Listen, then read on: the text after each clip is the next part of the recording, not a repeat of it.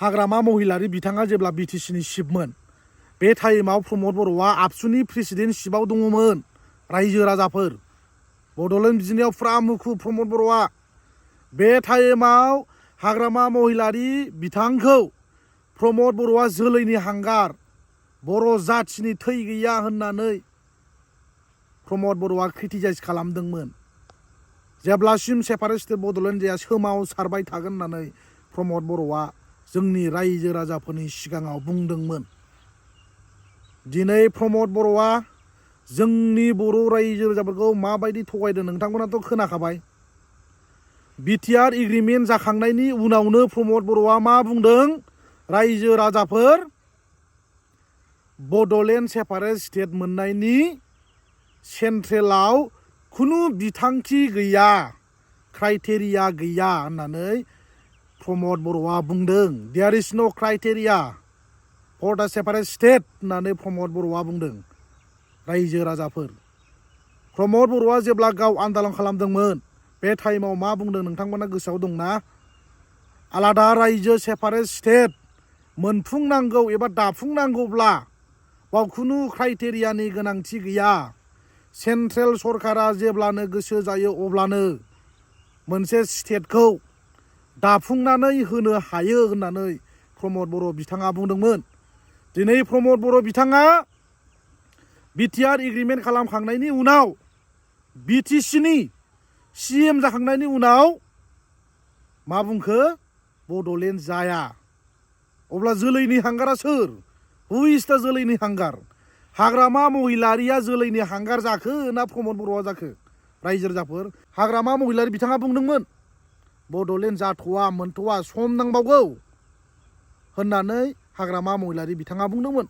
जेब्ला हाग्रामा महिलारि बिथाङा बिदि बुंदों अब्ला प्रमद बर'आ हाग्रामा महिलारि बिथांखौ मा बुंखो? मिथिं गिदिर गिदिर खालामनानै हाग्रामा महिलारि बिथांनो बड'लेण्ड सेपारेट स्टेट नाङानो रायजोफोर, आइफोर आफाफोर होननानै प्रमद बर'आ बुंना होबाय। सासे बिटिसिनि चिफआनो दिनै बुंबाय बड'लेण्ड सेपारेट स्टेट नाङा होननानै। बिनिफ्राय दुखु नांथावसिन आरो मा खोथा थाबावनो रायजो राजाफोर? अब्लाथ' जों हाग्रामा महिलारि बिथांखौ बिदाय होनांगोन होननानै प्रमद बर'आ बुंबाय मिथिं गिदिर गिदिराव। दिनै प्रमद बर'आ जोंनि बर' रायजो राजाफोरखौ लानानै माबायदि प्ले खालामबोदों दिनै फाइनालि नुजाबाय। बड'लेण्ड सेपारेट स्टेट मोनागौ मानि जायागौ मानि प्रमद बर'आ कन्टिनिउवासलि आन्दालन खालामगोन होनना बुंदोंमोन। दिनै नोंथांमोना मा नुफैखो? 2020 मायथाइनि 27 जानुवारियाव गोजोन गोरोबथा एबा बिटिआर एग्रिमेन्ट जानानै थांबाय। बे गोरोबथा जाखांनायनि उनाव बर' जाथिनि थांनानै थानायनि थामोनथा आरो रैखाथि आरो खौसेथिनि प्रमद बर'आ खोथा बुंबाय थायो। एग्रिमेन्ट जाखांनायनि उनाव सान्थि फैबाय, पिस जाबाय होननानै प्रमद बर'आ बुंदों। नाथाय 5 बोसोराबो थांबाय, दिनैसिमबो फाउन्डार अफ एनडिएफबि रन्जन दैमारिया जोबथेसालिनिफ्राय उदां जायाखै। एनडिएफबिफोरनि जि मोननांगौ जि राङारि अनसुंथाइ, जि कम्पेनसेसन एबा रिहेबिलिटेसन, बेयो दिनैसिमबो इनकमप्लिट।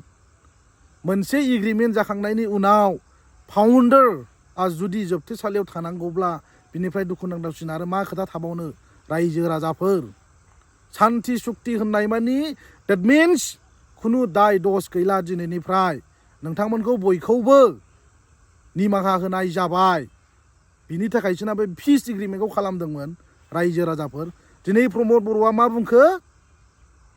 बड'लेण्ड सेपारेट स्टेट मोननायनि क्राइटेरिया दा गैला, बर' जाथिनि समस्या समाधान जाबाय होननानै प्रमद बर'आ बुंबाय। आरो प्रमद बर'आ बे 5 बोसोराव बयबो समान मोनथाय मोनगोन होननानै बुंदोंमोन।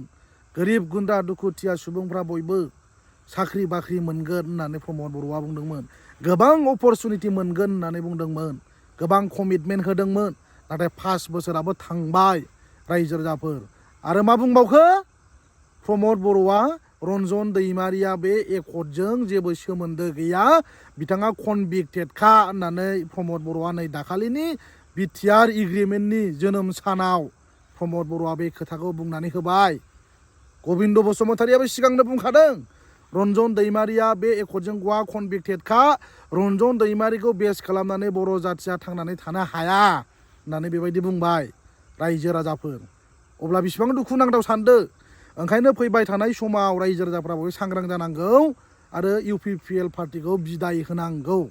आं बेखौनो नोंथांमोनखौ आपिल खालामो मानोना नोंथांमोना नुखाबाय जेरैबायदि एग्रिमेन्ट जाखांनाय उनाव जौगानांगौमोन जौगायाखै बर' जाथिया गोदोनिफ्रायनो 34 years आलादा रायजो सेपारेटनि थाखाय फाइट खालामबोदों नाथाय दिनै जों मा मोनखो जिर' बेखौ सोर खालामखो प्रमद बर' बिटिआर एग्रिमेन्ट खालामनानै बर' जाथिनि मोननांगौ जि मोनथाय जि हप्स एन्ड एसपिरेसनफोरखौ प्रमद बर'आ दिनै अराय समनि थाखाय फरिभारनि थाखाय प्रमद बर'आ बेखौ फुल स्टप खालामनानै गारबोबाय दिनैनिफ्राय जोंनो नांला बड'लेण्ड आरो जों बड'लेण्ड बिला जोंनि मोननांगौ जि मोनथाय जों जि दाबि खालामनाय जों गासिबो मोननो हाबाय होननानै प्रमद बर'आ अराय समनि थाखाय बेबायदि लिरनानै गारबोबाय दिल्लीयाव अब्ला सोर जाखो जोलैनि हांगारा ओंखायनो रायजो राजाफोर इउ पि पि एल खौ बिदाय होनांगौ रायजोफोर थेंक इउ